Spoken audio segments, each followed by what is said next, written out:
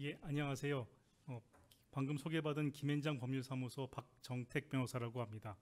오늘 그 말씀드릴 내용은 그 ESG, 그 중에서도 S에 관련되겠죠. 여기 나오는 인권 경영과 그다음에 그 인권 경영을 하기 위해서 반드시 해야 되는 인권 실사, 또 이와 관련된 최근의 어떤 법 내용, 그리고 그 법 내용과 관련된 그 이 최근 어떤 해외 판례라든지 이런 그 사례들에 대해서 말씀을 드리도록 하겠습니다. 예, 목차는 그 처음에 인권 경영, 그 다음에 인권 실사의 중요성, 그리고 인권 실사에 대한 대비에 대해서 말씀을 드리겠습니다. 네, 먼저 ESG와 인권 경영입니다. 네, 앞에 세션에서도 말씀을 이미 드렸습니다만은 ESG라고 하는 거는 그 E, 환경, 그 다음에 S, 사회, 그 다음에 G, 지배 구조에 대한 그 이런 요소에 대해서 재무적 요소가 아니라 투자자가 투자 대상 기업을 평가하는 이런 비재무적 요소를 말합니다.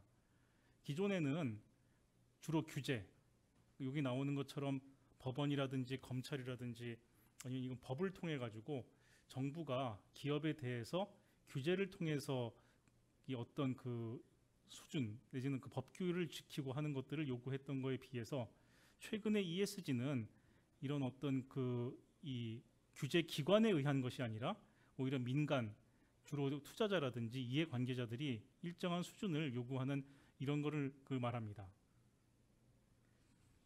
ESG에는 아주 다양한 요소들이 있습니다. 그래서 이렇게 구분을 할 때 environment, 환경에 대해서는 뭐 기후 변화라든지 뭐 자원 고갈, 뭐 물, 그다음에 공해 이런 것들 이야기하고요. 오늘 말씀드릴 그 인권에 대한 내용은 이 소셜에 대한 걸해서 S에 해당이 된다고 많이 이야기를 하는데요. 뭐 현대 노예, 아동 근로, 근로 조건, 또 근로자의 관계 등이 이 S에 들어간다고 하고 있습니다. 그다음 G에 대한 거는 주로 그 앞에서 세션에서도 말씀드렸습니다만은 뇌물 및 부패, 그다음에 경영진에 대한 보상, 뭐 기타 이사회 다양성 등등을 G라고 하는데 점점 요새 보면은 이 경계가 굉장히 모호해지고 있습니다.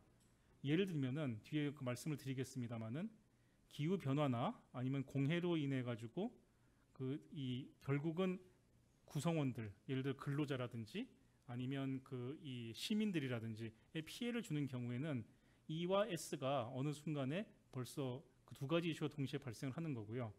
이런 것들을 방지하기 위해서 G, 그러니까 어떤 제도를 구축하는 건 또 G의 문제고 해서 ESG가 서로 간에 상호 영향을 주면서 이슈들이 점점 더 복잡해지고 또 그런 이슈들이 많이 나오고 있습니다. 그래서 단순히 E와 S와 G를 이렇게 나누는 거는 어떻게 보면 의미도 없고 그다음에 나누기도 굉장히 힘듭니다. 다만 오늘 논의 목적상으로는 인권에 대한 문제는 S 쪽에 중점을 맞춰가지고 말씀을 드리도록 하겠습니다. 네, 각 주체별로 어떤 역할을 하는지 말씀을 드리면은요. 지금 여기 오늘 강의를 지금 듣고 계시는 많은 분들께서는 이 투자 대상인 아마 기업에 계시는 분들일 겁니다. 이 기업에 대해서 이 기업은 지배 구조 보고서라든지 아니면 지속 가능 경영 보고서 등등을 통해서 우리 기업이 어떤 상태인지에 대해 가지고 이런 보고서를 외부에 공시를 해서 이 회사가 어떤 ESG 내지는 사회에 어떤 역할을 미치고 있는지에 대해서 나타냅니다. 그럼 이 나타내는 거의 내용에 대해서 이 평가하는 기관에서는 여기 보시면은 맨 왼쪽에 ESG 레이팅 기관이라는 게 있고 의결권 자문사 등이 있는데 이런 기관에서 이런 보고서 등을 통해서 이 보고서에 대해 이걸 보고 그다음에 ESG 레이팅 배속을 매깁니다. 대표적인 걸로는 여기 나중에 나오는 것처럼 MSCI라는 데도 있고요. 그 다음에 KCGS라고 되어 있는데 이게 한국 기업 지배 구조원 한국에 있는 겁니다. 그래서 여기서도 이 ESG 여러 레이팅을 합니다. 기타 그 이외에도 여러 의결권 자문사들도 있고요. 그럼 이런 ESG 평가된 내용을 가지고 투자자들, 뭐 주로 자산운용사, 아까 소개되었던 블랙락 같은 데도 있고요. 그 다음에 기관 투자자로는 대표적인 게 우리 국민연금, NPS라고 여기 되어 있죠. 이게 국민연금입니다. 이런 국민연금들에서 그러면은 이 ESG 평가사에서 이 투자자들이 투자를 하는 대상인 기업들에 대해서 어떤 평가를 내렸는지를 결과를 보고 그 결과에 따라 가지고 기업들한테 여러 가지 개선 요구, 주주권을 행사한다고 하는데요. 이런 개선 요구를 하게 됩니다. 그 대표적인 거로는 여기 나와 있는 것처럼 뭐 그 이 이사회가 구성에 문제가 있으니까 이사 선임에 대해서 어떤 식으로 하라라고 그렇게 그 개선 요구를 할 수도 있고요. 또 어떤 경우에는 그 법적 책임을 묻거나 더 나아가서는 아마 이런 그 기업한테는 투자를 못하겠다라고 해가지고 투자를 철회하는 그런 일도 발생을 하게 됩니다. 따라서 여기 밑에 나오는 것처럼 등급이 낮은 기업의 경우나 아니면 개선 요구를 받은 기업의 경우에는 왜 이런 문제가 발생했는지에 대해 가지고 적절하게 대응을 할 필요가 있게 되겠습니다. 특히 최근에 요새 그 저희가 언론을 계속 보고 있습니다만은 하루에도 몇 건씩 특히 뭐 주말 그다음에 한 주 지나고 나면은 굉장히 많은 그 ESG라는 단어가 들어가 있는 그 이 기사들이 많이 나오고 있고요. 또 ESG 특집도 많이 나오고 있고 책자도 나오고 갑자기 ESG가 굉장히 유명해졌습니다. 그 이유가 중에 가장 큰 이유가 여기 나오는 것처럼 코로나 때문인데요. 코로나가 발생을 하면서 특히 근로자와 그다음에 근로 조건에 대해서 위협이 증가를 하게 되었습니다.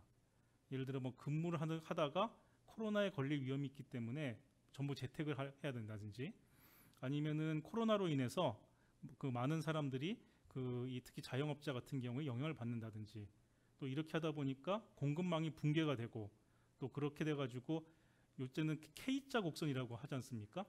양극화가 가속화되고 하는 등 인권 경영의 중요성이 전 세계로 확산이 되고 있습니다. 그게 특히 그 코로나 대한민국의 경우에는 2020년 1월 20일 날 첫 번째 확진자가 발생을 했고 그때만 해도 이렇게 코로나가 오랫동안 지속이 될 줄은 전혀 예상을 못했었는데 지금은 그 코로나가 뭐 거의 일상이 되고 어느새 이제 위드 코로나를 해야 되지 않냐라는 그런 말이 나올 정도로 굉장히 코로나가 지금 뭐 거의 일상화 돼가고 이런 상황인데요. 그 사이에 있었던 일들을 보면은 여기 보시는 것처럼 2020년 5월에 기관 투자자들 335개의 글로벌 기관 투자자들이 자신들이 투자한 회사에서 그 이사회에서 인권 경영에 대해서 적극적인 조치를 취해서 코로나에 대응해 줄 걸 촉구하는 성명서를 발표하게 되었습니다. 굉장히 이게 그 ESG 중에서도 특히 인권 경영에 대해서 그 굉장히 중요한 어떤 그 시금석이 될 수 있는 그런 그 발표가 2020년 5월 달에 있었고요. 또 작년 10월에는 그 아까 말씀드린 그 유엔의 PRI에서 이 기관 투자자들이 투자를 할 때 인권 경영을 중요한 판단 기준으로 삼아야 하고 그다음에 투자 대상 회사가 인권 실사를 이행하고 있는지를 점검하라고 그렇게 권고를 했습니다. 그래서 PRI 대표가 여기 그 말한 게 밑에 그 인용이 돼서 나오는데요. 아주 정확히 말한 것처럼 5년 전에 투자자들 상당수는 지금처럼 기후변화 문제에 대해서 이해를 하지 못했다. 그리고 이게 투자와 어떻게 연결하는지 몰랐다. 그렇죠. 저도 2005년 전이면 2015년인데 2015년도만 돼도 날씨가 덥다고 해가지고 이게 그냥 날씨가 덥다고 생각을 하지 그 기후 변화에 대해서 그렇게 고민한 건 아니었고 마찬가지로 그랬었는데요. 이게 여기 나와 있는 것처럼 5년 내에 앞으로 5년 지금까지는 어떻게 보면 환경이나 이런 기후 변화의 문제였다 그러면은 앞으로 5년 내에는 PRI에 서명한 기관들이 투자 과정에서 인권 이슈를 반드시 포함시키게 될 거다라고 전망을 해서 어떻게 보면은 이제는 그 기후 변화와 같은 E의 이슈에서 S의 이슈로 그 중심이 옮겨가는 걸로 그렇게 보입니다.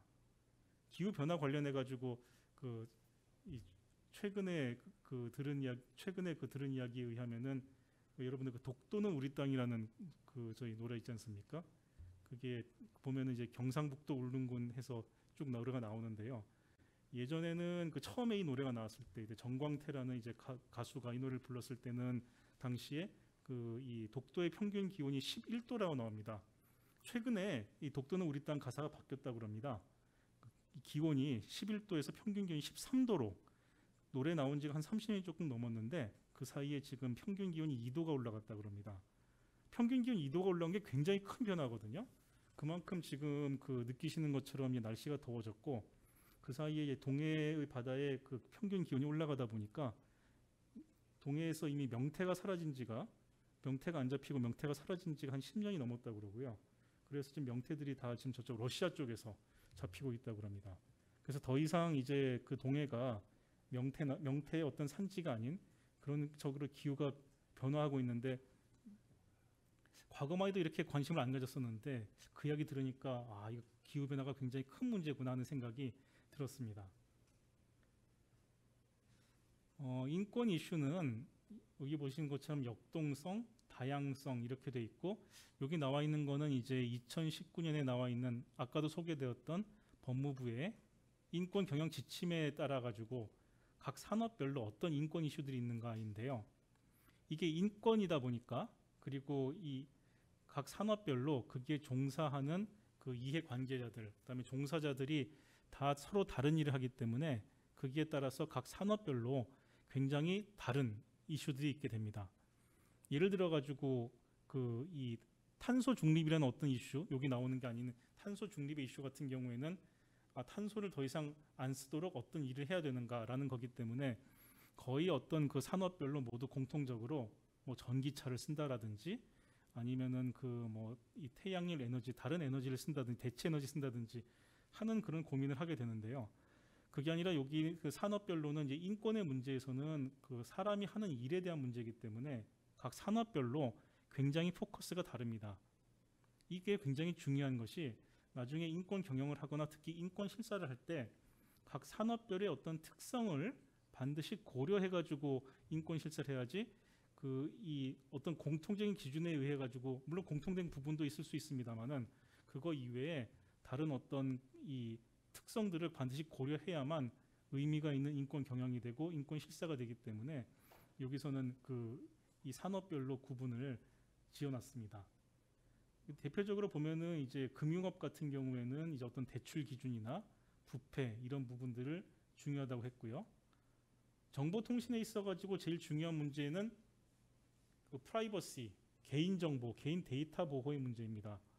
이 S 분류에서 보면은 굉장히 그 이 개인정보, 그 다음에 프라이버시권, 그 다음에 특히 그 이 우리나라 같은 경우에는 그 이 개인정보보호법이 굉장히 그걸 통해서 개인정보에 대해서 다른 나라보다도 훨씬 더 수준 높은 그 이 보호를 하고 있기 때문에 그런 부분에 대해서 어떻게 맞추는지, 특히 최근에 보면은 예를 들어 정보통신 같은 경우에 그 프라이버시 관련해서 여러분들 그 메타버스 요새 많이 들어보셨을 텐데요. 메타버스 내에서도 어떻게 하면은 거기 들어가 있는 아바타나 이런 부분에 있어서 개인정보를 보호할지 하는 부분들이 굉장히 이슈가 되고 있습니다.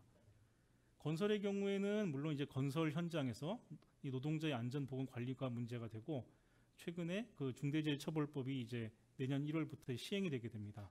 그래서 이 부분이 중요하고요. 그다음에 농해양업에 있어서는 특히 강제노동, 여기 보면 현대판 노예제도, 뭐 인신매매 이런 표현들이 나오는데, 뭐 예전에는 뭐 오징어배를 뭐 태운다 뭐 이런 이야기도 농담 삼아 그렇게 하고 있었는데요. 이런 부분들이 이제 문제가 되겠고, 제조업의 경우에는 마찬가지로 아까 말씀드렸던 어떤 그 이 중대재해, 그 다음에 특히 소비자에 대한 안전, 제조물 책임 이런 것들이 문제가 될 수 있습니다. 제약이나 화학의 경우에는 이제 두 가지로 큰 문제가, 하나는 이제 그 이 실제 그 종사하는 그 고용된 노동자들에 대한 어떤 안전이나 보건 문제. 그래서 예를 들어 가지고 전에 문제가 되었던 어떤 백혈병이라든지 아니면 직업병 이런 부분에 대해서 문제들이 될 수가 있고, 그다음에 공급망 관리나 소비자 안전에 있어서도 큰 문제가 있을 수 있는 게요. 몇 년 전에 있었던 어떤 가습기라든지 이런 부분 통해서 이 법이 제정되고 했는데, 이런 부분들도 그 인권 경영 이슈에 있어 가지고는 제약이나 화학 분야에 있어서는 또 다른 그 산업과는 다르게 특수한 이슈가 되겠습니다. 다음 채굴 및 에너지 부분에 있어서는 마찬가지로 그 이 채굴하는 데 있어서의 어떤 그 보호 이런 문제도 있고, 특히 이 채굴을 하다 보니까 하고 에너지 개발을 하다 보면은 저희는 조금 그런 부분이 떨어질지 모르겠는데, 이제 해외에서 예를 들어 가지고 예전에 그 이 저희 TV 같은 데 보면은 호주 같은 데서 새로운 어떤 그 이 광석을 채취하거나 하는 부분에 있어서 그런 부분에 거기 사는 원주민들을 다른 곳으로 강제로 이주하게 하거나 하는 문제들이 있고, 또 그로 인해 가지고 자연 경관이 훼손되거나 아니면은 그 이 고대 유물 같은 게 또 훼손되는 일도 있고 해서 이런 부분들이 문제가 되고 있었는데 이런 부분도 넓은 의미에서 이제 그 이 분야에서 그 관심을 가지는 이슈입니다. 다음 이게 또 그 이 나라마다 그 국가마다 그 인권에 대해서 바라보는 시각 또 어떤 게 중요하다고 생각하는지가 굉장히 다르기 때문에 굉장히 이 부분에 있어서 이 여러 가지 각 나라마다 특이한 이슈들이 있고 이 부분도 꼭 살펴봐야 됩니다. 특히 글로벌로 이제 산업을 하시는 경우들에 있어 가지고는 그 이 현재 진출해 있는 어떤 국가 아니면 특히 공급망을 재편하면서 새로운 공급망을 이제 그 이 모색을 하거나 새로운 나라에 진출하는 경우에 그 나라의 어떤 특유한 이슈 등에 대해서는 반드시 그 점검을 해봐야 됩니다. 먼저 우리나라 이야기부터 하면요, 대한민국의 경우에는 여기 나오는 것처럼 요새 가장 좀 핫한 이슈가 중대산업재해처벌법이 생겨가지고 중대산업재해를 어떤 식으로 이제 그 처벌법에 대해서 대비를 할지 하는 문제. 그다음 그 2019년도 8월달에 직장 내 괴롭힘금이 그 근로기준법에 2019년 7월이군요. 7월달에 직장 내 괴롭힘에 대한 법이 근로기준법에 포함이 되면서 그 이후로 많은 지금 과거에는 그냥 이 회사 다니면서 아니 뭐 회사 다니는 게 괴로우니까 그냥 회사를 다니자라고 하던 그런 그 많은 노동자들이 이런 부분에 대해서 문제를 제기하고 그기에 대해서 회사로서는 반드시 어떤 시스템을 갖춰가지고 대응을 해야 되는 문제들이 많이 벌어지고 있습니다. 또 마찬가지로 이와 관련된 법도 많이 좀 생기거나 생기려고 하고 있고요. 그다음 베트남 같은 경우에도 이제 내년 올해군요. 2021년 1월 1일부터 새로운 노동법이 발효가 돼가지고 그 이 법이 그동안에 있었던 그동안의 관행과 충돌하는 문제 등이 있어서 이 법 내용을 잘 아는 게 굉장히 중요하게 되었습니다. 그다음 인도네시아의 경우에도 마찬가지로 그 여기 나오는 것처럼 일자리 창출을 위한 여러 가지 법이 또 생겨가지고 옴니버스 법이라고 지금 하고 있는데 이것도 좀 잘 알아야 되고요. 미얀마는 최근에 보신 것처럼 군북 이 사태로 인해 가지고 특히 로항야 이 소수 민족의 보호라든지 특히 다 미얀마 군부에서 벌어지는 자행되는 이런 문제들 때문에 그 많은 그 국가에서 특히 미얀마에 투자를 하고 있는 경우에는 이슈를 삼는 경우들이 좀 나오고 있습니다. 중국 같은 경우에는 이 소수 민족의 문제, 예를 들어서 그 신장 위구르 지역에 있는 어떤 소수 민족이라든지 이런 소수 민족의 문제, 그다음 기타 환경이나 아니면은 이 노동에 있어 가지고 뭐 아동 노동이라든지 기타 여러 가지 또 이와 관련된 어떤 부패 문제 이런 것들에 대해서 상당히 많은 관심을 가지고 있습니다. 멕시코가 한 관심을 좀 많이 가지실 필요가 있는데요. 최근에 공급망 재편을 하면서 멕시코에 새로 진출을 하려는 그런 이 자문들이 많이 들어오고 있습니다. 그 이유가 멕시코 같은 경우에는 이 미국하고 가까워가지고 어떤 특히 미국이 코로나가 심해지고 뭐 이런 것도 있고 그 다음에 미국의 어떤 자원을 공급하고 하는 부분에 있어서 멕시코가 워낙 지리적으로 미국 가깝다 보니 멕시코를 거점으로 해가지고 이 새로 진출을 하거나 아니면 멕시코에 있는 사업을 더 확장하시거나 하는 경우들이 지금 있으신데요, 글로벌적으로. 근데 특히 멕시코에 있어가지고는 가장 중요한 게 여기 밑에 나와 있는 것처럼 2021년도에 올 4월달에 올해 4월에 하도급 관련 노동법 개정이라고 나오는데요. 이게 뭐냐면은 저희 한국의 대한민국의 파견 근로자 보호 등에 관한 법률하고 상당히 유사하게 파견과 도급을 구분을 하고 그다음에 소위 말하는 어떤 불법적으로 파견하는 경우에 이 바로 뭐 고용을 시킨다든지 하는 등으로 해서 굉장히 이 어떤 그동안에 이 멕시코 내에서 많이 있었던 아웃소싱을 통한 근로자 사용에 있어서 거기에 대해 제한을 두고 그런 부분을 이제 못하게 하면서 이분들을 어떤 이 일반 근로자와 똑같이 보호를 하는 이런 법이 생겨서 이 부분이 굉장히 이 멕시코 내에서 인력 수급에 있어서 큰 영향을 미치고 있습니다. 그래서 이런 부분도 잘 파악이 돼야 되겠고요. 말레이시아 같은 경우에는 최근에 이 최저임금법이라든지 아니면 산업관계에 대해서 이 관계된 특히 분쟁 절차, 주로 이런 이 회사 내 어떤 분쟁과 관련된 여러 가지 법 등이 정비가 되고 있어서 이런 부분도 잘 파악을 하고 있어야 됩니다. 그래서 보신 것처럼 인권의 경우에는 특히 각 산업별 또 각 국가별 여러 특유한 이슈들이 있어가지고 계속 이런 이슈들이 또 최근에 ESG 어떤 바람을 타고 계속해서 발전을 하고 있고 바뀌고 있기 때문에 이런 부분에 대해서 업데이트되는 부분들을 놓치지 않는 것도 굉장히 중요하겠습니다. 예, 그래서 그럼 인권 경영과 인권 실사의 중요성에 대해서 지금부터는 말씀을 드리겠습니다.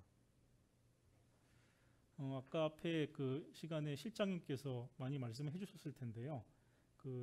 기본적으로 인권 경영에 대한 또 인권 실사에 대한 가이드라인은 크게 이 유엔에서 만든 가이드라인과 그다음에 OECD 가이드라인이 주로 이제 근간을 이루고 있습니다. 그래서 다시 한번 보면은 이제 유엔의 어떤 가이드라인 같은 경우에는 첫 번째 인권 영향 평가를 실시하고, 그다음에 그 평가 결과를 경영에 통합하고 실행하고, 그다음에 경영에서 실행한 것의 성과를 추적하고, 절차와 결과를 공개하고 하는 순으로 지금 크게 요약을 할 수가 있고요. 그다음에 OECD 가이드라인 같은 경우에는 첫째는 이제 책임 경영 시스템을 구축하고, 그다음에 ESG 리스크를 확인 및 평가를 해서 완화 조치를 실시하고, 그다음에 관련 조치의 이행과 실태의 결과를 추적하고, 그다음 소통하고 공시하고, 이렇게 되어 있습니다. 처음에 이제 유엔이 먼저 나왔고 OECD가 이제 그 이후에 나왔는데요. 내용 보시면은 거의 패턴이 동일합니다. 먼저 가장 기본적으로 시스템이 구축이 되어 있어야 되고, 그 구축된 시스템을 통해서 체크리스트 등을 통한 실사를 하고, 그다음에 그 실사는 주기적으로 이루어지고, 실사를 통해서 나온 문제에 대해 가지고 그 문제를 해결을 하고, 그다음에 해결된 문제를 그 이후에도 다시 점검을 하고, 그렇게 점검한 내용에 대해서 이해관계자들과 소통을 하고 알린다 하는 이런 식으로 되어 있습니다.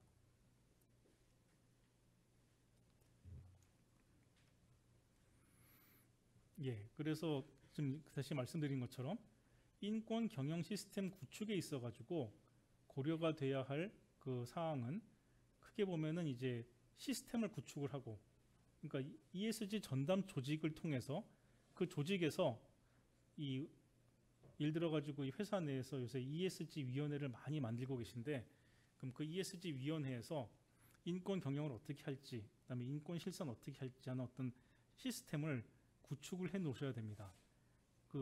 이 최근 언론 보도를 통해서 보더라도 ESG 위원회를 만들었는데 뭘 해야 될지 모르겠다라고 하시는 경우들이 있고, 그래서 아직까지 위원회 만들었으나 제대로 위원회가 돌아가지 않는 경우들이 아직까지 있는 것 같습니다. 근데 이런 데서도 이제 해야 될 일이 이거죠. 오른쪽에 나온 것처럼 체크리스트 수립을 하는 겁니다. 여러 가지 지금 체크리스트들이 많이 나와 있거든요. 이 뒤에 말씀드리는 어떤 독일에서의 공급망법에 대해서도 체크리스트가 지금 나와 있고, 그다음에 아까 유엔이나 법무부도 나와 있고, 유엔이나 OECD 가이드라인을 근거로 해서 만든 법무부나 인권위원회 가이드라인들이 있어가지고, 이런 가이드라인에 나오는 체크리스트를 보고 구체적으로 어떤 항목들이 우리한테 필요하고 어떤 항목에 대해서 반드시 살펴봐야 되는지를 이 시스템, 위원회 등에서 반드시 정하셔야 됩니다. 그래서 이 체크리스트를 만드시고, 그 다음에 거기서 해야 될 거는 이제 각 산업별마다 아까 특성이 있다고 그랬고, 국가별 특성이 있으니까 각 사업 구조상에, 여긴 제약이라고 표현을 했습니다만 그 특수성을 고려해가지고 거기에 맞는 체크리스트를 정비를 하시고요. 그리고 그 체크리스트를 계속해서 주기적으로 그 체크리스트에 따라서 실사를 하시고, 그 내용에 대해서 이해관계자와 소통을 하시게 됩니다. 이 소통을 하실 때도 마찬가지로 여러 가지 방법이 있습니다. 특히 이해관계자 소통, 회사 내부에 있어 가지고는 소통을 할 수 있는 방법들이 여러 가지가 있는데요. 저희 법에 의해서 정해진 것들을 보면은 먼저 예를 들어서 회사에 노동조합이 있다면 노동조합이 될 수가 있고요.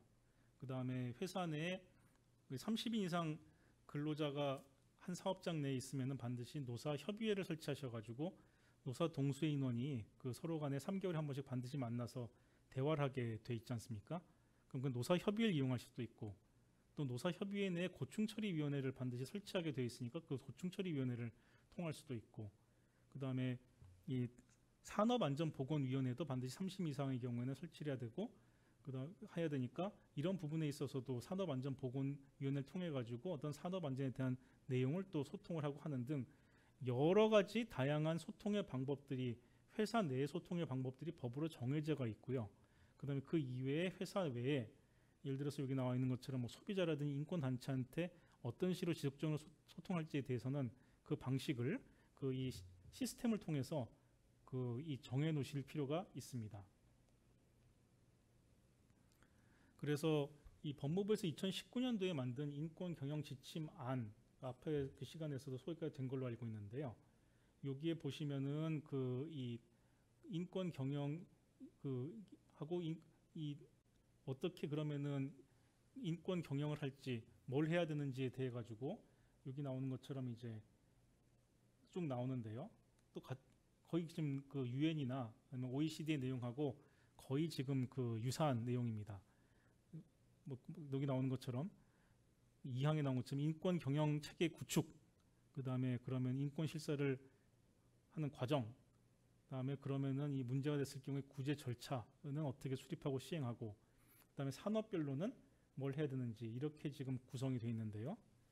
여기 보시면은 인권 실사라고 하는 데 대해서 개념 정의가 여기 나옵니다. 그것은 기업이 끼치는 부정적 인권 영향을 식별하고 방지 완화하며 이러한 노력을 하는 포괄적 절차를 지금 의미합니다.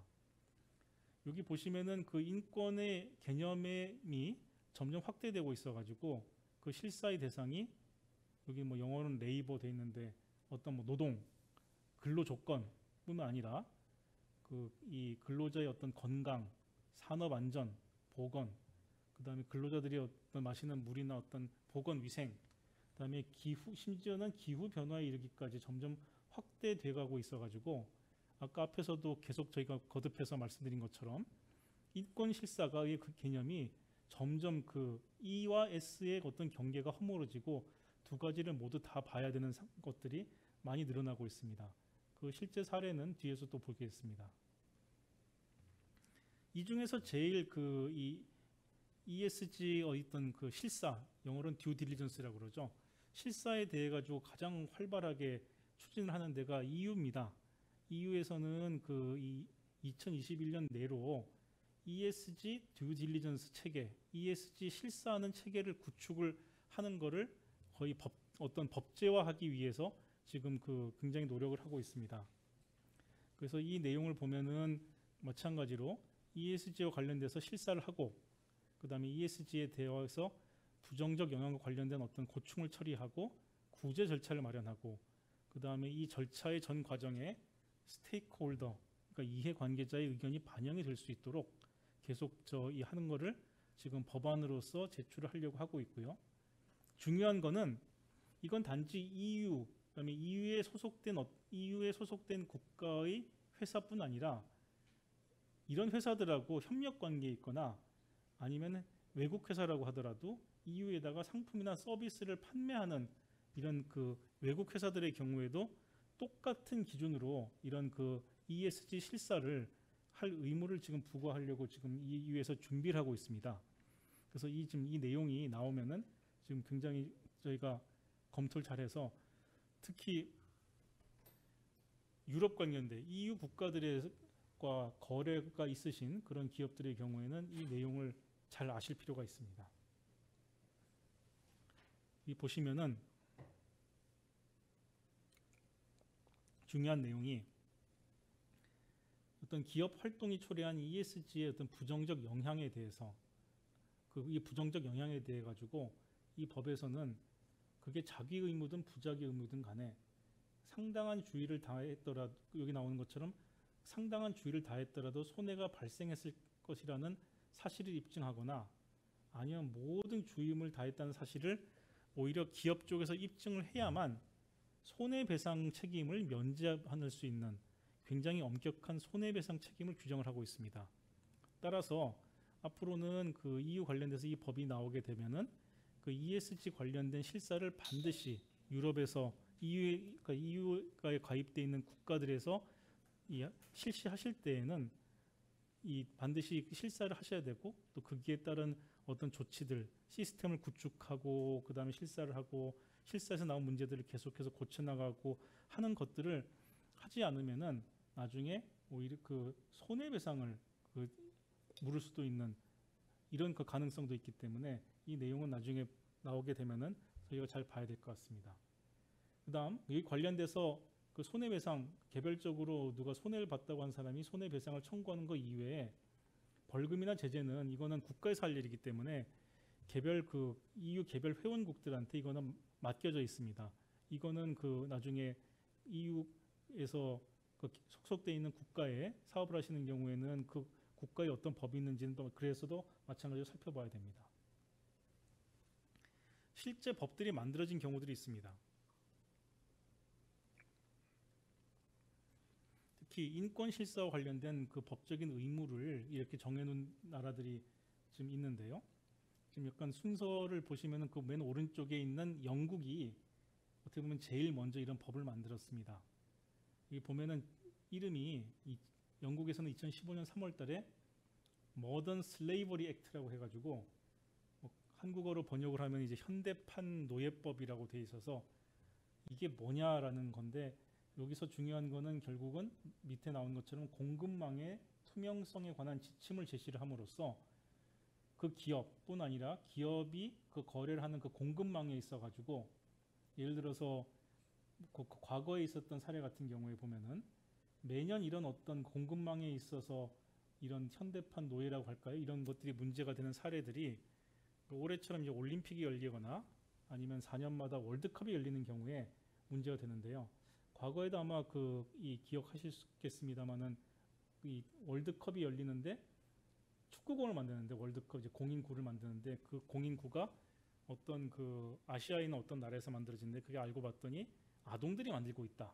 이렇게 되면은 그걸 이제 의뢰한 그 원래 기업, 그 기업이 향후에 이게 영국 기업인 경우에는 처벌받을 수가 있는 거죠. 그래서 이 공급망에서도 그런 어떤 강제 노동이나 이런 부분이 발생하지 않도록 그렇게 관리를 하라고 지금 요구하는 법이 이것입니다.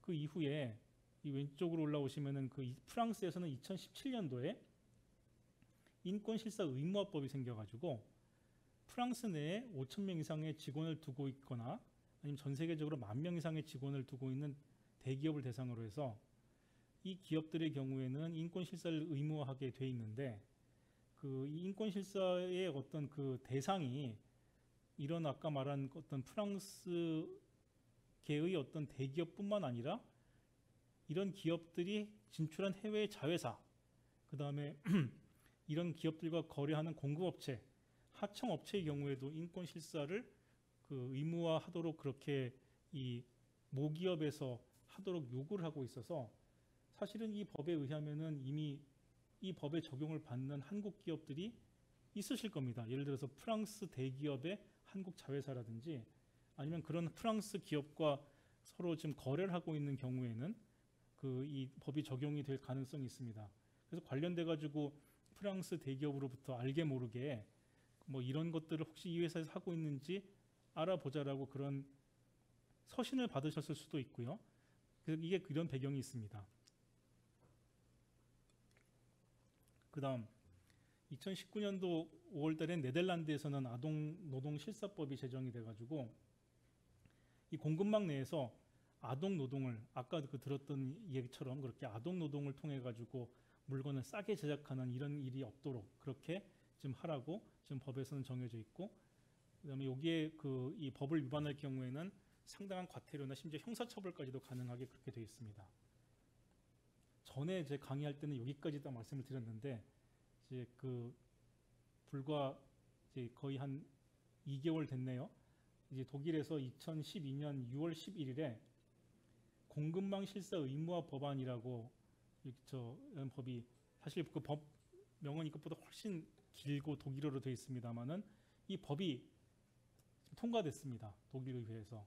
그래서 이 법에 의하면은 2023년부터는 이 법을에서 나와서 요구하는 의무를 위반한 기업한테 최대 800만 유로, 800만 유로면은 저기 한 100억쯤 될 겁니다. 또는 연매출 2%의 과징금을 부과할 예정으로 돼 있고요. 이 법안은 당장은 아니고 지금 유예 기간을 둬서 2023년부터는 피고용인이 3,000인 이상인 기업에 적용이 되고 2024년부터는 1,000명 이상인 기업에게도 적용이 되게 돼서 그 대상 범위가 굉장히 넓어지게 되었습니다. 그래서 특히 이 독일 법에 대해서는 이 자세히 설명을 드리겠습니다. 이게 지금 그 인권 관련 실사의 어떤 의무 관련해서 가장 어떻게 보면은 내용이 확실하고 또 강력하다고 그렇게 평가를 받고 있고요. 이 법이 지금 이 독일에서 드디어 그동안의 논의가 계속되다가 얼마 전에 불과 한 2개월 전에 좀 법이 통과가 됐습니다.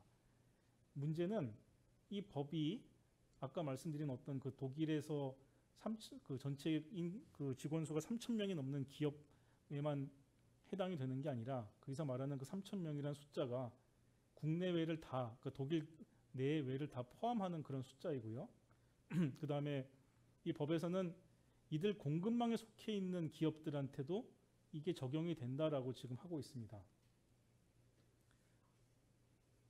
그 우리나라에서 교역량이 특히 많은 데 중에 하나, EU 중에서는 특히 독일이고 독일에 지금 진출해 있는 많은 기업들이 있고 그다음에 독일 특히 많은 그 큰 기업, 한국의 큰 기업들도 독일 프랑크푸르트에 본사를 두고 있는 경우들이 아주 많습니다. 그래서 이 독일하고 거래를 하게 되면은 거의 이 법이 지금 적용이 될 수가 있고 특히 그 독일과 거래를 하고 있는 독일은 또 그 이 여러 기업들이 많이 특히 부품이라든지 이런 부분에서는 거의 뭐 최고 수준이기 때문에 독일하고 거래를 하는 그 한국의 뭐 중견 기업도 심지어는 중소기업들도 많기 때문에 이 공급망에 속해 있으면 이 법이 적용이 되게 됩니다.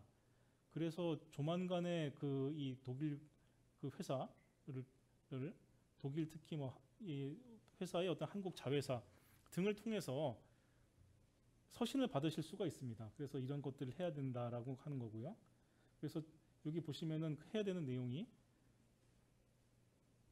이 독일 기업뿐 아니라 그 기업의 즉 간접적 공급업체에 대해서도 인권, 그다음에 인권에 영향을 미치는 환경에 대해서 부정적 영향을 미치는 리스크가 있는지를 찾아내서 그게 없도록 하라라는 게 가장 큰 그 골자인데 단 간접 공급업체에 대해 그러니까 직접적으로 공급하는 게 아니고 하나 넘어가는 거죠. 거래에 있어서 하나 넘어가는 예를 들어서 원청 있고 하청 있으면 재하청하는 경우에는 그 리스크 관리 의무가 이제 법 적용 대상 기업이 그 리스크를 인지한 경우만 적용된다 뭐 이렇게 돼 있습니다. 하여튼 그래서 이 당장 지금 그 이슈가 되고 있는 게 독일에서 이슈가 되고 있는 게 독일 기업들 중에 중국에 특히 진출한 기업, 그다음 미얀마 진출한 기업, 특히 그 중국 같은 경우에는 그 신장 위구르 지역에 그 진출한 기업들 같은 경우에 거기에서 지금 벌어지는 일들, 그다음에 거기서 고용한 그 이 중국 노동자, 신장 위구르에 사는 노동자 말하겠죠. 그다음 아니면 미얀마 같은 경우 이제 군부에 뭐 협력을 하는 경우 이런들 같은 경우에 당장 지금 그런 부분들에 대한 어떤 리스크를 관리를 해야 되는데 그 리스크 관리 방법이라는 게 실제로 지금 그 상당히 실무적으로도 어려워하는 부분이 그럼 그 근로자들을 안 쓰든지 아니면은 저 지원을 받지 않든지 하는 이런 좀 어떻게 보면 더 이상 거기서 사업을 못할 수도 있는 이런 리스크가 발생을 하고 있어가지고 굉장히 큰 그 고민들이라고 하는데 이런 부분에 대해서 그 고민이 점점 더 다른 기업까지 퍼질 가능성이 높아지고 있어서 굉장히 주의 깊게 봐야 됩니다. 당장은 지금 아직 그 한국 기업한테는 이게 법 시행이 아직 된 것도 아니고 한데 그 2023년이 이제 금방 옵니다. 이제 벌써 올해가 2011년 벌써 지금 오늘 8월 31일인데요. 오기 때문에 지금부터 특히 독일과 거래 관계가 있는 그 기업들은 이 부분에 대해서 한번 고민을 해보셔야 될 걸로 보입니다. 다음은 실제 판례 사례입니다. 해외 사례인데요. 제가 올해로 지금 변호사가 지금 24년째 하고 있는데 제가 처음 변호사 하던 90년대 후반 이럴 때는 해외에서 판례가 났다고 그러면은 일단 알기도 힘들었고 그 다음에 그렇게 실제 한국에서 어떤 이 이슈가 돼가지고 그 법원에 한국 판례로 나올 때까지 걸리는 시간이 평균 한 2, 3년 정도 걸렸던 걸로 기억합니다. 근데 그 최근에는 이 인터넷이 발달하고 실시간으로 어디서든지 무슨 일이 벌어지고 있는지에 대해서 다 알기 때문에 최근에는 그 시기가 최근에 저도 법원에 계시는 판사님들하고도 좀 이야기를 해보고 하니까 3 내지 6개월 뭐 이 정도로 좀 짧아졌다고 합니다. 금방 이슈도 되고요. 그래서 이 아직까지 한국에서 판례가 없다고 하더라도 해외에서 어떤 사례가 있는 것들은 그 잘 알아두실 필요가 있고 또 여기 관련된 정보들도 아마 구하시기는 굉장히 쉬우실 겁니다. 이 판례는 여기 저 쉘이라고 하는 뭐 잘 아시는 그 조개 모양을 이제 자기들 그 브랜드로 쓰고 있는 그 석유 회사입니다. 여기서 2004년도에 쉘의 나이지리아 법인, 나이지리아 자회사에서 석유 유출 사고가 났습니다. 그렇게 해서 지금 오염이 되게 됐는데요. 근데 그 소송이 나이지리아에 들어온 게 아니라 그 이 쉘은 본사가 참고로 그 네덜란드에 있습니다. 그래서 네덜란드 헤이그, 옛날에 저 헤이그 그러면은 아마 저 이 역사책에 뭐 이준 열사가 헤이그에 갔다가 뭐 이렇게 해서 많이들 아시는 그 저희 헤이그인데요. 이 헤이그에 있는 법원에 제소가 됐습니다. 그 내용은 그 이 저 나이지리아의 어떤에서 발생한 특히 쉘의 나이지리아 법인이 문제를 일으켜서 발생을 시킨 석유 유출 오염에 대해 가지고 그 모회사, 여기 지배기업이라고 표현을 했는데 그 주주인 모회사인 쉘 본사가 책임을 지라라고 그렇게 피해자들이 소송을 제기를 했고요. 그걸 헤이그 법원에서 네덜란드 헤이그 법원에서 인정을 했습니다. 그 책임을. 그럼 그 근거는 뭐냐면은 여기 맨 밑에 나오는 것처럼 굉장히 이 부분이 이제 환경적으로 보나 아니면은 그 인권 경영 층에서 보더라도 굉장히 의미가 있는 게 EU에서는 어떤 사업과 관련해 가지고 인권 침해, 여기서 말하는 인권 침해는 토양이 오염되고 해양이 오염돼 가지고 그로 인해 가지고 거기서 사는 주민들이 피해를 보는 걸 지금 인권 침해로 봤습니다. 인권 침해의 경우에는 피해자에게 피해가 발생한 국가의 법률, 그러니까 이 경우는 나이지리아겠죠. 그다음에 모 회사가 등록된 국가의 법률, 그건 이제 네덜란드고요. 모 회사가 사업을 하는 국가의 법률, 그건 또 나이지리아고요. 중에서 선택할 수 있는 권리를 부여해야 된다라고 EU에서 권고를 하고 있습니다. 그래서 이거에 근거해서 그러면은 피해를 입은 많은 경우에 실제 그런 경우들이 발생을 하거든요. 그 이 피해를 입었다. 그래서 이 문제를 일으킨 이 나라에 있는 이 저 자회사한테 가가지고 손해를 배상을 받도록 하자 했더니 그 회사는 돈이 없어요. 그래가지고 그러면은 손해를 제대로 좀 배상을 하지 못하고 하니까 야 그러면은 여기 이 회사를 지금 여기다가 만들어가지고 그 문제를 일으킨 모 회사에서 책임져야 되는 거 아니냐. 그동안은 계속해서 이 부분에 대해서 자회사하고 모 회사는 각각 별개의 법인이기 때문에 그리고 그 자회사 자체가 예를 들면 이 경우 같으면 나이지리아법에 의해 가지고 별도의 법인으로서 책임을 질 수가 있기 때문에 왜냐하면 주식회사나 유한회사는 다 유한 책임이지 않습니까? 책임이 끊어진다. 그래서 그건 나이지리아에서 책임해야지 왜 본사까지 와가지고라고 하느냐라고 했는데 그 부분을 좀 극복하도록 그 EU 의회 보고서에 나온 것처럼 2020년 9월 달에 나왔고 이에 근거해서 최근에 헤이그 법원이 2004년도 사건에 대해서 그 이 피해자들에 대해서 보상을 쉘 본사한테 그 인정하라는 그런 판결이 나왔습니다. 그래서 이거는 최근에 그 이 저희 나라 이 한국에서도 여러 가지 우리나라에서도 그 판결들이 특히 이런 다른 나라 특히 모회사까지도 책임이 지냐에 대해서도 이슈들이 된 적이 있고요. 그래서 이런 부분에 대해서 어떤 굉장히 그 시사하는 바가 있는 판결이고 특히 인권 침해에 대해 가지고는 그 이런 판결이 날 수 있다는 걸 보여준 사례이기 때문에 향후에 저희에도 그 한국에서도 이런 판결들이 앞으로 나올 가능성이 있다는 거는 파악을 일단 해야 되고요.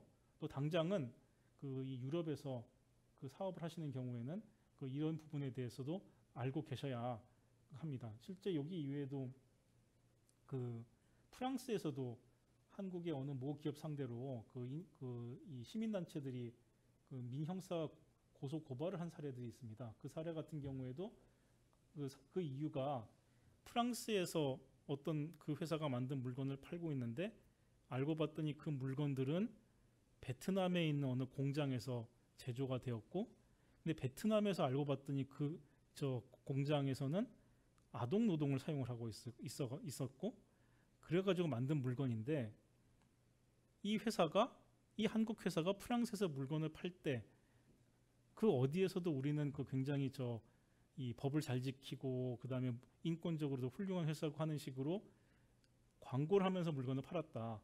그러니까 사기다. 뭐 이런 물건을 파느냐라고 하면서 민형사를 제기했고, 그 부분에 대해서 지금 어느 정도 방어가 되고 있는 걸로 알고 있는데, 이런 식의 어떤 문제 제기들이 향후에도 발생할 가능성이 있습니다. 여기에 발맞추어서 아까 말씀드렸던 것처럼 법무부에서도 그 인권에 대해서, 인권 실사에 대해서 제도화를 추진하고 있습니다. 처음에 소개해드렸던 게 이제 기업 인권 경영 표준 지침 안인데요. 원래 이제 법안을 만들려고 그러면은 반드시 공청회를 해야 되고, 공청회를 한 다음에 그 법안으로서 이제 뭐 국회에서 법사위원회, 그 본회의 등등을 거쳐야 하도록 되어 있습니다. 그래서 실제 2019년 5월달에 기업 인권 그 경영 표준 지침안, 아까 앞에 잠깐 소개해드렸는데요.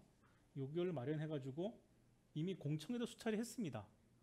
그렇게 해서 여기에 대해서 인권 실사와 그 문제 발생 시에 적절한 구제책을 제공을 하는 게 인권 경영의 핵심이다 해가지고 이거를 거의 법제화해서 통과를 시키려고 했었는데, 원래는 거기에 대한 최종 지침을 2020년 상반기에 주요 상장회사들한테 배포를 하시겠다고 했었는데 안 됐습니다.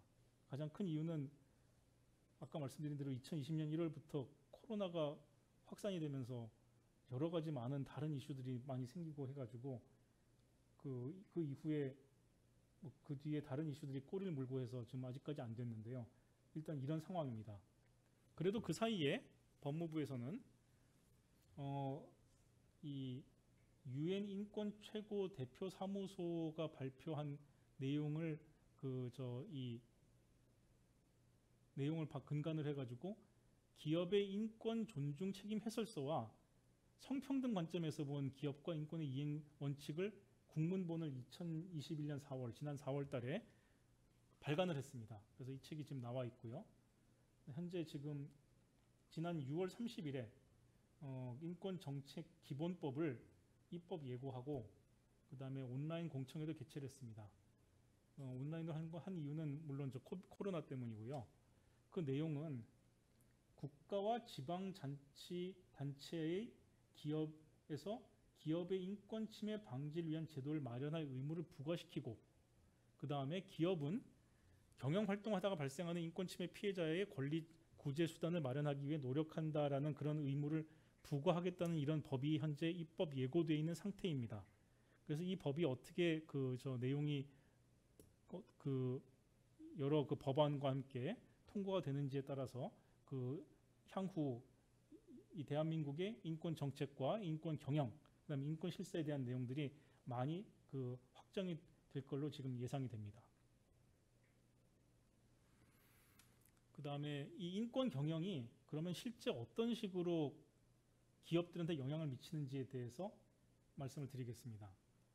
인권 경영과 주가라고 되어 있는데요. 아마 들어보셨을 겁니다. 이거 워낙 언론에 많이 나왔던 사안인데, 딜리버루라고 영국의 배달 앱입니다. 저희도 지금 이 배달 앱들이 굉장히 많이 있고 상장을 하는 경우도 있고 하는 등 굉장히 배달 앱이 특히 코로나 사태 이후에 참 주문 많이 하시죠. 그래서 이 여러 배달 앱들을 비교를 해가면서도 쓰시고 뭐 하는데, 그 중에 하나가 이제 영국에서는 딜리버루라고 하는 게 있습니다.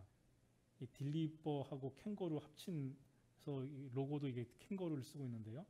캥거루 좀 빨리 간다고 해서 여기가 이제 2021년 3월, 올 3월 달에 런던의 스탁 익스체인지에 상장을 했습니다. 근데 상장을 했는데 상장일 주당 3.9%던 주가가 당일날 그냥 마감 시에는 2.87파운드로 다운이 됐고 했습니다. 그 이유가 뭐냐면은 이 여기도 저 이 배달을 하는데 배달 라이더라고 하죠. 그러니까 배달을 하시는 분들, 배달 앱이니까 배달하시는 분들에 대해 가지고 지금 전 세계적으로 다 그렇고 미국 같은 경우에는 ABC 테스트라고 해가지고 이런 배달하시는 분들, 한국에서는 저희가 특별고용이라고 많이 이야기를 하는데 이런 분들에 대해서 보호를 하고 내지는 그런 분들에 대해서 과연 이 근로자들과 똑같은 어떤 그 지위를 부여해가지고 보호를 할 수 있는지에 대한 어떤 법 등이 있고, 그다음에 근로자성에 대해서 끊임없이 지금 각 나라마다 소송들이 있고 한 상황입니다. 왜냐하면 원래는 이 배달하시는 분들이 다 이 회사에 소속된 근로자가 아니고 노동자가 아니고 저 인디펜던트 컨트랙트라는 표현을 많이 쓰죠. 그냥 다 개별적으로 어떻게 보면은 한 분 한 분이 다 그냥 개별 영업을 하시는 분들인데 이런 분들이 특히 어느 배달 앱에서 계속해서 주문을 하고 거기에 따라서 업무를 하게 되면은 사실상 이게 그 회사 직원하고 뭐가 다르냐는 데 대해서 이거는 단순히 그냥 비단 한국만의 문제가 아니라 전 세계적으로 다 지금 이슈가 되고 있습니다. 근데 그런 이 법적 지위에 대한 어떤 소송이 지금 많이 제기가 돼 있고 이 딜리버리의 경우에도 그다음에 이런 배달하시는 분들의 어떤 안전과 복지에 대해서도 그렇고 그러면 배달 라이더들의 마찬가지로 그런 인권이라든지 특히 임금 저희도 그 배달하시는 분들을 왜 얼마 전에도 사고가 나고 그러는데 이런 경우에 있어서 어떻게 지금 대처를 하고 있는지 등에 대해서 많은 그 사회적인 이슈들이 있음에도 불구하고 상장을 하니까 야, 이 회사는 상장을 해놓고 보니 별로 뭐 인권에 대해 가지고 신경을 안 쓰는 기업이구나 하는 게 굉장히 널리 퍼지게 되어서 바로 여기 나오는 것처럼 ESG 리스크 등을 이유로 IPO 투자를 보이콧하여서 주가에 영향을 미치게 되었습니다. 그래서 여기 보면은 그 평가들이 에디슨 같은 경우에는 이게 IPO를 안 해야 되는데 한 나쁜 사례라고도 하고 에버딘 같은 경우에서는 뭐라고 평가를 하냐면은 이 ESG의 부정적인 특히 인권 경영에 있어 가지고 어떤 부정적인 그런 요소를 많이 가지고 있는 회사는 기업 공개를 까다롭게 만들어야 한다는 이런 평가들이 있는 등 대표적으로 오래 있었던 일이고요. 인권 경영이 그다음에 인권 경영을 제대로 하지 않은 것이 이 회사의 주가에 영향을 미치는 회사의 어떤 가치를 하락시키는 이런 사례들이 나오고 있습니다. 그 다음에는 이 적도 원칙이라고 지금 하는 건데요. 적도 원칙 하니까 이게 환경 이야기지 웬 또 인권이냐 그러는데 이 내용을 보시면은 이 적도 원칙은 뭐냐면은 프로젝트 금융 등의 대형 개발 산업을 해서 환경 파괴라든지 아니면 아까 보여드렸던 예 중에서 특히 채광 이런 경우에는 주민들 이주라든지 인권 문제가 발생을 합니다. 그래서 환경 파괴라든지 인권 침해 등의 문제가 있을 경우에는 금융 지원을 하지 않겠다고 전 세계의 37개국 아주 대표적으로 보면 자율적 규제의 내용인데요. 123개 금융사들이 자발적으로 이런 데서는 우리 금융 지원하지 않겠다, 대출 안 하겠다, 투자 안 하겠다라고 선언을 한 그런 행동 협약입니다. 그래서 이 적도 원칙에서는 10가지 요건을 제시를 하고 이걸 충족하는 프로젝트에 대해서만 대출하겠다라고 그렇게 해서 이 아까 앞에 나와 있는 것처럼 이제 앞으로는 인권 경영 제대로 안 하면은 주가도 떨어지고 기업 가치도 훼손이 되고 대출도 못 받고 하는 이런 상황들이 발생을 할 수가 있습니다. 대표적으로 여러 금융사들이 있습니다만 한국에 하나은행 같은 경우에는 여기 가입을 했고 여기에 따라서 이제 이 환경 사회 리스크를 감안한 등급 분류를 앞으로 해서 대출을 하신다고 하니까 이뿐 아니라 오늘 언론에도 또 다른 은행 신한은행도 ESG 위원회를 이제 만드셔가지고 쳤다 그러고 하는 내용들이 나오고 있습니다. 그래서 한국에 있는 이런 메이저한 그런 이 금융사들이 다 이런 ESG 관련돼서 특히 인권 경영 관련돼서 굉장히 좀 많은 관심들을 가지고 있으니까 이런 부분도 이 기업에서 운영을 하실 때는 많이 참고를 하셔야 될 내용으로 보입니다. 그렇다면 도대체 인권 실사를 어떻게 대비를 해야 되느냐에 대해서 말씀을 드리겠습니다. 이게 아까 말씀드린 대로 여러 이 IT 기술, 그 다음에 코로나 등 영향으로 인해 가지고 인권 경영, 그 다음에 노동 관행, 그 다음에 인적 자본 관리나 건강 안전 등에 대해서 적극적이고 선제적인 대응이 요구가 되고 있습니다. 그 내용 방법은 여기 밑에 나오는 것처럼 계속 반복이 되고 있죠. 시스템을 만드시고, 그 다음에 실사를 하시고, 그 실사한 내용을 반영을 해가지고 반영을 한 다음에 그 반영된 내용을 이 이해관계자들에게 공개를 하시고, 그렇게 해서 문제를 해결하시고, 다시 또 그 시스템을 돌려가지고 주기적으로 점검을 해가지고 이런 문제들이 벌어지지 않도록 그렇게 하는 게 중요합니다. 이게 밑에 나온 거 하드웨어, 시스템적으로 이렇게 갖추셔야 되고요. 그럼 뭘 해야 되느냐? 먼저 왼쪽은 비욘드 컴플라이언스라고 좀 표현을 했는데, 그러니까 컴플라이언스에 가까운 내용들입니다. 그러니까 법에 나오는 내용들. 특히 이 한국의 경우에는, 대한민국의 경우에는 많은 어떤 노동 관련된, 또 산업안전 관련된 산업안전보건법에서 시행령이나 시행규칙까지 했을 때 회사가 준수해야 되는 법적인 의무 한 1200개쯤 된다고 그렇게 알고 있습니다.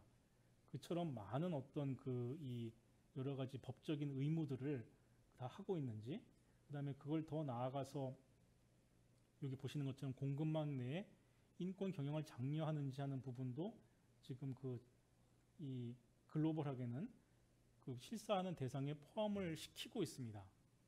이 부분에 대해서는 공급망 내에 어떻게 할지에 대해서는 뒤에 좀 약간 어떤 대한민국의 어떤 특수한 상황 때문에 이슈가 있는데, 이건 뒤에 말씀을 드리겠습니다. 이거는 앞에 부분은 어떻게 보면 법을 준수하면서 법보다 더 좋게 하는 그런 부분이라 그러면은, 또 하나 이 휴먼 캐피털 매니지먼트라고 해서 인적 자본 관리, 이 부분은 법의 영역이 아니라 어떤 다양성, 포용성, 그다음에 인재 육성 및 영입, 그다음에 훌륭한 인재를 회사에 데려와 가지고 그들의 성과를 인정하고, 그다음에 거기에 대해서 합리적으로 보상을 하고, 그 합리적 보상한 내용에 대해 가지고를 통해서 더 많은 좋은 인재를 데리고 하는 이런 부분들도 잘 하고 있는지도 이 단순히 어떤 예를 들어 가지고 고용노동부에서 근로감독이 나왔다 했을 때 대비하는 것과는 다른 차원의 이 실사의 대상이 되는 걸로 그렇게 되어 있습니다.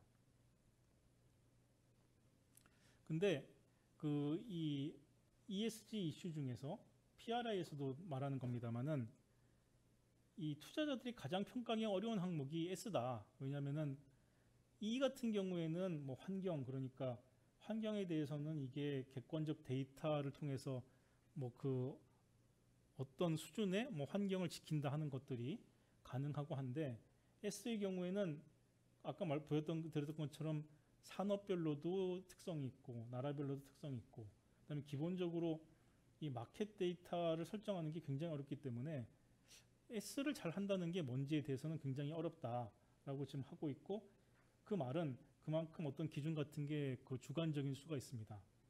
그래서 밑에서 지금 말씀을 드리고자 하는 거는 아까 계속해서 보여드렸던 시스템을 구축하고 실사를 한 결과를 이해관계자들과 공유를 하고, 다시 그래서 문제를 해결하고, 그다음에 주기적으로 그 시스템을 통해서 실사를 하고 하는 이런 부분들이 오히려 이런 시스템을 구축하는 게 뒤에 보시는 것처럼 평가를 받을 때 좋은 평가를 받는 거고요.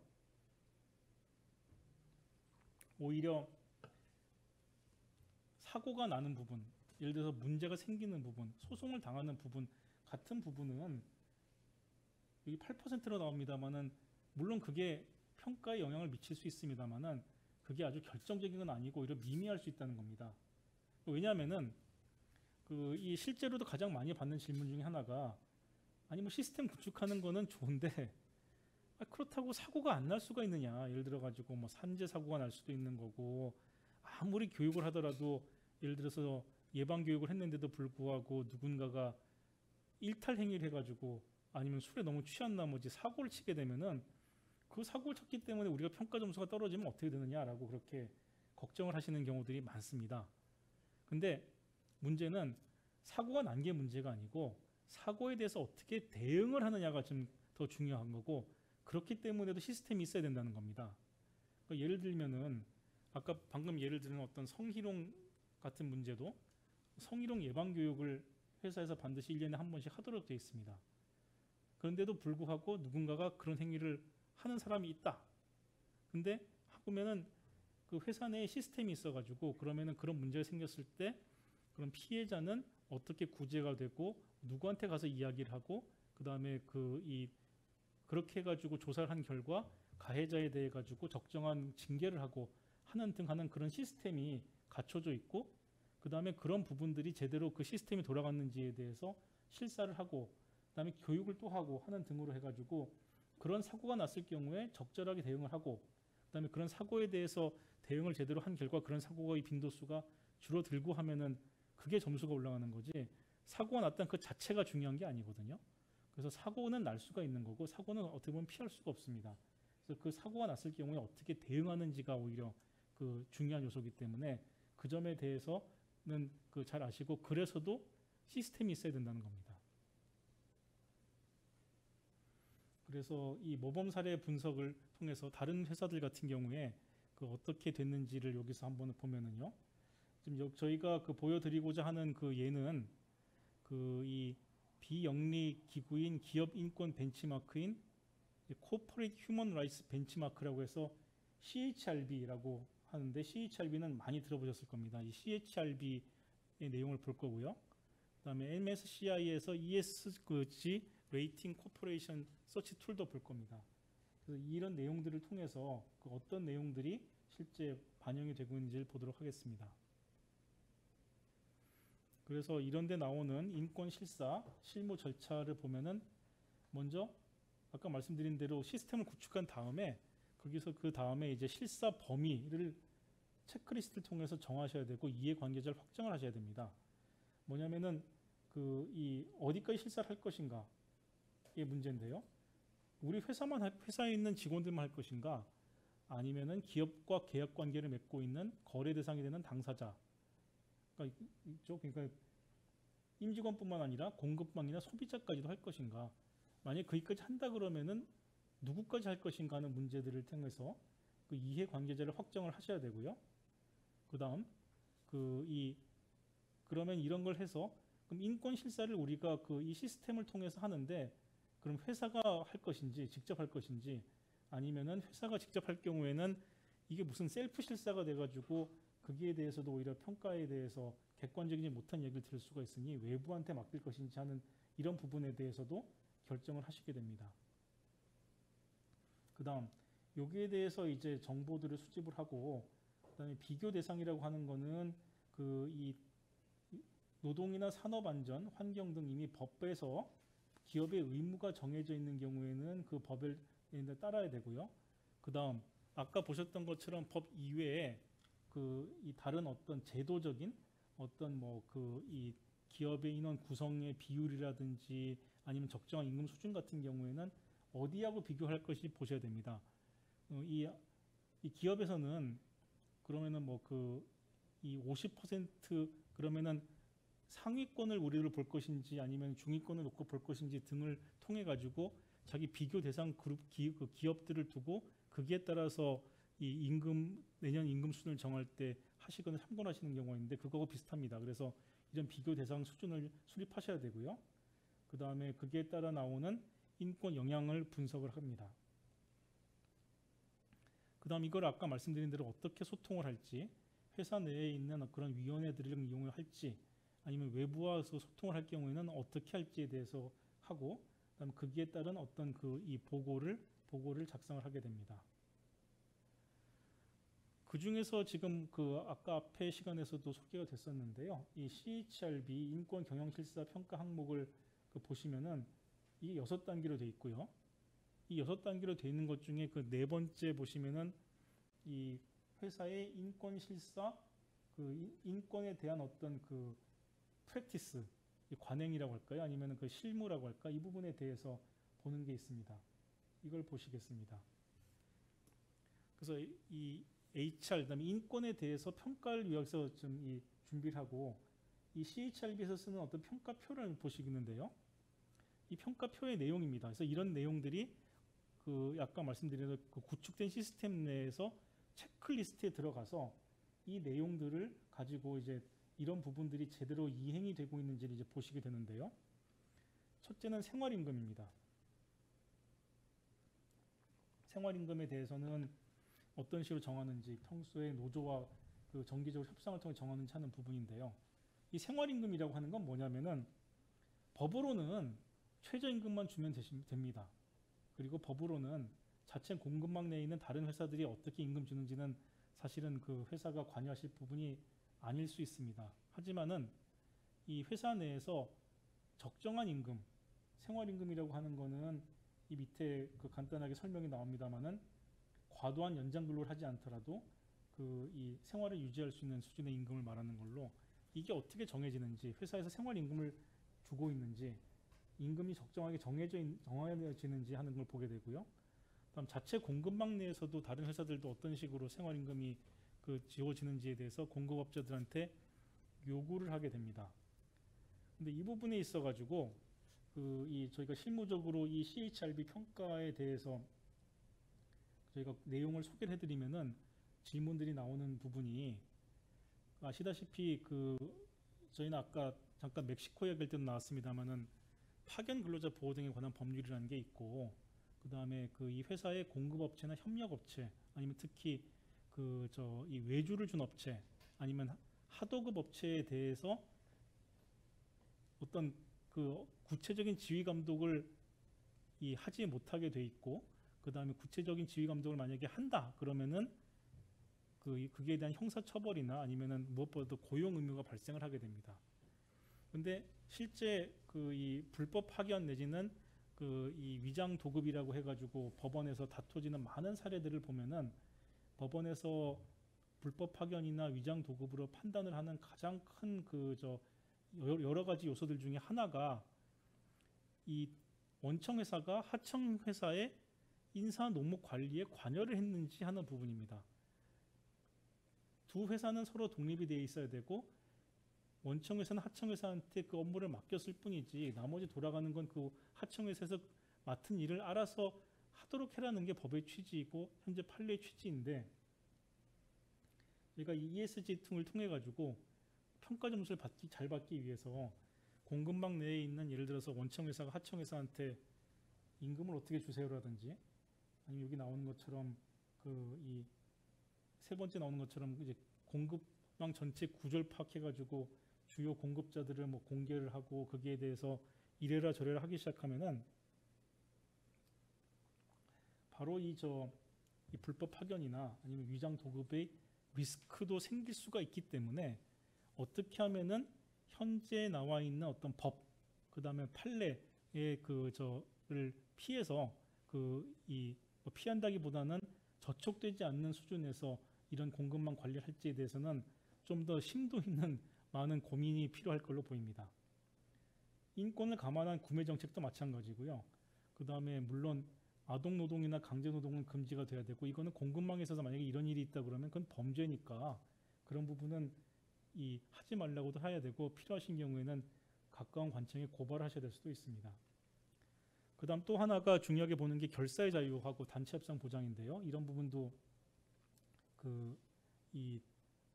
중요하게 보고 있고 그래서 특히 회사 내에서는 어떤 부당 노동 행위라든지 이런 부분들이 없도록 해야 되고 그 다음에 이걸 지금 CHRB에서는 아까 말씀드린 대로 공급업체에서도까지 요구를 하고 있는데 이런 부분은 또 좀 고민이 됩니다. 그래서 이런 부분 아까 말씀드린 어떤 그 법 준수, 적정한 임금을 주는지 그 다음에 결사의 자유나 이렇게 그 부당 노동 행위를 하지 않는지 하는 부분들은 보통 저희가 권해드리는 방법은 공급망 내에 있는 그런 회사들한테 이런 어떤 회사가 요구하는 수준의 뭐 코드 오브 컨덕트라고 많이 표현을 하는데요.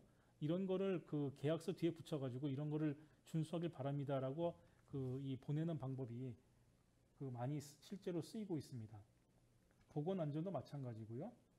여성근로, 그 다음에 근로시간도 최근에 52시간이 전면적으로 적용이 됐기 때문에 이 근로 시간을 제대로 준수하고 오버타임 그러니까 초과 근로에 대해서도 보상을 제대로 하고 있는지 하는 부분도 이 인권 실세에서 중요한 게 좀 보는 부분이고 여성 근로자에 대한 부분은 뭐 여성 근로자에 대해서 뿐만 아니라 이제 뭐 남성도 마찬가지입니다만은 어떤 뭐 성희롱이라든지 이런 부분도 있어서는 안 되고 기타 이런 부분에 대해서 특히 모성보호 같은 거 출산휴가라든지 육아휴직 이런 부분도 많이 보고 있습니다. 실제 사례를 보면은요, 지금 여기 포드하고 테슬라가 나오고 있는데, 이 100점 만점 기준으로 해서 지금 포드가 41.5점으로 나오는데 이 부분에서 1등을 했습니다. 포드는 1등을 했고 테슬라는 6.3점에서 굉장히 점수가 포드에 비해서 낮게 나왔고 포드가 자동차 업계에서는 CHRB의 어떤 인권 평가에서 가장 높은 점수를 받게 됐는데 그 내용을 보시겠습니다. 보면은 그 중에서 한 항목이 인권에 대해서 어떤 식으로 이 영향을 파악을 하고 있고 하는지에 대한 그런 항목인데요. 첫째는 인권에 관련된 위험과 그로 인한 영향을 파악하는 프로세스가 있는지, 만약에 프로세스가 있다 그러면은 공급망한테도 이걸 요구하는지 하는 이런 부분입니다. 그래서 포드의 경우에는 여기 보시는 것처럼 포드 내부, 그 다음에 공급망 전체의 인권 문제에 대해서 최우선적으로 평가하는 프로세스가 있고, 그 다음에 그 프로세스에 대해 가지고 오른쪽에 보시는 것처럼 매년 평가를 하고 이외 당사자와 상의를 하고 그 다음에 전문가에게도 물어보고 하는 등 이런 노력들을 실제 한 부분들이 있어 가지고 이 부분에서 2점 만점에 1.5점이라는 높은 점수를 받았습니다. 테슬라의 경우는 이게 물론 점수가 높고 낮게 나오는 게 뭐 중요할 수도 있습니다만은 그렇다고 이 회사가 나쁘다 좋다라고 말하기는 어렵고요. 이것도 이렇게 한 이유들이 있기 때문에 그게 대해서는 뭐 평가는 이건 평가 기관이 하는 거니까 그냥 참고로 보시면 되겠습니다. 테슬라의 경우에는 방금 말씀하신 이런 인권 영향에 대해서 평가는 프로세스 자체가 없고 프로세스 자체가 없다 보니까 한 것도 없고 해서 이 부분에 대해서는 점수를 못 받았습니다. 그래서 이런 것들이 모이다 보니까 낮은 점수가 나왔거든요. 그래서 여기서 저희가 교훈으로서 생각할 거는 많은 경우에 이런 인권 경영에 대해 가지고 좀 저희 많은 이 한국에 있는 기업들도 하고 있습니다만은 인권 경영에 대한 선언을 하고 인권 경영 선언문을 이제 그 회사의 웹사이트에 올리는 경우들이 좀 많거든요. 근데 그걸로는 부족하고 실제 그러면은 그걸 실행하기 위해서 어떻게 위원회를 만들고 그다음 그 위원회가 어떻게 기능을 하고 있는지 하는 부분들이 중요하고 아까 그럼 그 기능을 할 때는 체크리스트가 있어야 되고 그 체크리스트 앞에 보신 그런 내용들이 되겠습니다. 그다음 공급망 관리에 대해서도 잠깐 보시면은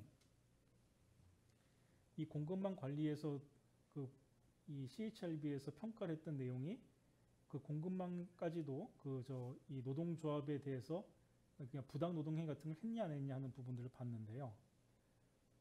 예를 들어 마이크로소프트 같은 경우에는 결사의 자유를 보장하고 그 다음에 이게 여기 나와 있는 것처럼 이제 인권 경영에 대한 내용이 홈페이지에 공개가 돼 있고 그 다음에 공개가 돼 있고 했는데 다만 이거를 공급업체한테도 이 명시하진 않았고 그 다음에 이런 분석의 결과를 또 이 공개를 하고 하는 등 해서 점수를 잘 받았습니다. 근데 아마존 같은 경우에는 이런 단체 교섭 권리에 대해서 한다는 내용이 인권 경영 선언 같은 데 나와 있지가 않았고 마찬가지로 공급업체한테도 이 부분에 대해서 명시하지 않았습니다. 이거는 어떻게 보면은 그 회사에서 이런 부분에 대해서 사실 뭐 나타내고 안 나타내고가 법적으로 요구되는 게 아니기 때문에 이런 부분에 대해서는 굳이 여기 쓸 필요가 없다고 경영 판단을 하신 부분인데 이런 부분 때문에 인권 경영 평가에서는 낮은 점수를 받았습니다. 그래서 계약서 또는 아까 말씀드린 행동 강령, 그다음에 결과 공개 모두가 중요하다고 여기 나오고 있습니다. 한국 지배구조원, 한국에서도 ESG 모범 규정에 인권과 노동 관행에 대한 부분이 있고요. 그다음에 그 인권 노동 관행에 대한 내용은 아까 말씀드린 근로환경, 기본권 보장, 그다음에 인권 자본 관리, 안전 및 보건 이런 내용들입니다. 안전 보건 관련해서는 특히 저 기간제라든지 특히 사내 하도급 근로자에 대해서도 모두 포함하는 걸로 현재 한국지배구조원의 평가 내용이 나와 있습니다. 한국기업지배구조원에서 요구하는 것도 똑같거든요. 여기 보시면은 시스템을 구축하고 그 다음에 그 시스템에 대해서 평가 항목을 이해해가지고 그게 맞는 체크리스트를 만들어서 점검을 하고 그 점검된 내용에 대해 가지고 이해관계자들에게 공개 등을 통해서 소통을 하라 하는 내용이 계속해서 반복되게 지금 UN이나 OECD나 뭐 CHRB나 다 지금 이런 공통된 내용으로 이 어떻게 그 인권 경영을 하고 인권 실사를 할지를 반복해서 이야기를 하고 있습니다. 네, 지금까지 그 말씀을 쭉 드렸는데요.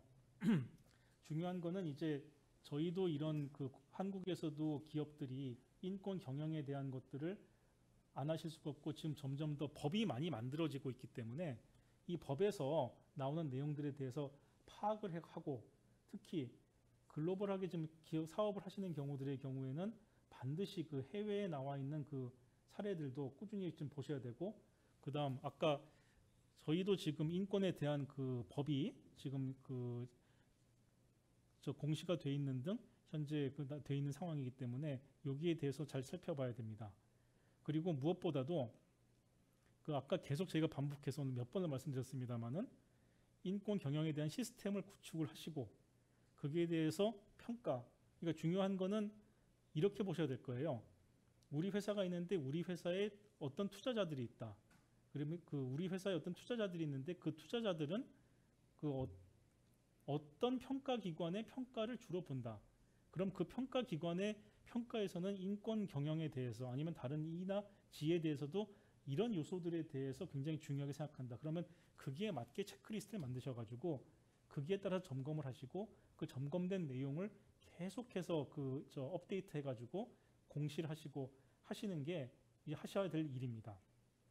특히 여기 나오는 것처럼 이미 해외 진출하셨거나 해외 진출을 고려하시거나 아니면은 자체 공급망을 지금 재점검하시거나 공급망에 지금 다수의 협력사가 포함되어 있거나 한 경우에는 철저하게 이런 인권 경영에 대한 부분도 이 점검을 하시고 특히 해외에 대한 부분은 그렇게 파악을 하시고 그다음에 국내에 대한 부분도 주로 이제 법 준수 위주로 점점 더 많은 부분들을 보셔야 할 걸로 그렇게 보입니다.